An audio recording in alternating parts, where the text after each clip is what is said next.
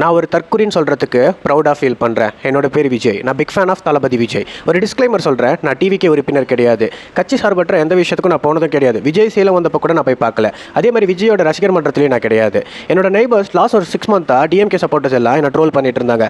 காரணம், நான் ஜனநாயகனுக்கு சப்போர்ட் பண்ணி ஒரு வீடியோ போட்டப்ப. இப்போ நான் ஜெயிச்சிட்டேன்னு சொல்லிட்டு நேற்று நைட் அவங்க கிட்ட பேச போகிறேன். அவங்க தோல்வி ஒத்துக்கவே மாட்டேங்கிறாங்க. இன்னும் எவ்வளோ தான் முட்டு கொடுப்பீங்க? நீங்கள் தோத்துட்டீங்கன்றது எப்போ தான் ஒத்துப்பீங்க?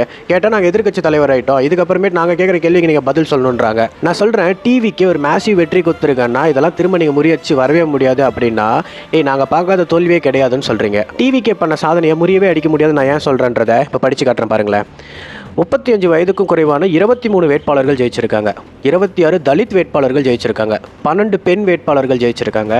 திருப்பத்தூர் தொகுதியில் ஒரே ஒரு ஓட்டு வித்தியாசத்தில் திமுகவை தோக்கடிச்சிருக்காரு டிவிகேவோட வேட்பாளர். போட்டி போட்ட எந்த தொகுதியிலுமே டெபாசிட்டே இழக்கல. எடப்பாடியில் டிவிகே வேட்பாளர் நிற்கல. பட் அங்கே சுயேட்சா நின்ன ஒருத்தருக்கு விஜய் சப்போர்ட் பண்ணார். அந்த பர்சன் கூட டெபாசிட்டே இழக்கல. கர்ப்பிணியாக இருக்க ஒரு வேட்பாளர் ஜெயிச்சிருக்காங்க. சென்னையில் ஆட்டோ ஓட்டுநர் ஒருத்தர் ஜெயிச்சிருக்காரு. விஜய் கார் டிரைவரோட பையன் ஜெயிச்சிருக்காரு. ஒரு மாற்றுத்திறனாளி வேட்பாளர் ஜெயிச்சிருக்காரு. இதெல்லாம் உங்களால் பண்ண முடியுமா? நான் கேட்குறேனே, ஃபஸ்ட்டு எஸ்சி எஸ்டின்ற அந்த செக்டாரில் இருக்க எத்தனை வேட்பாளருக்கு நீங்கள் தொகுதி கொடுத்துருக்கீங்க? 26 பேர் ஜெயிச்சிருக்காங்க.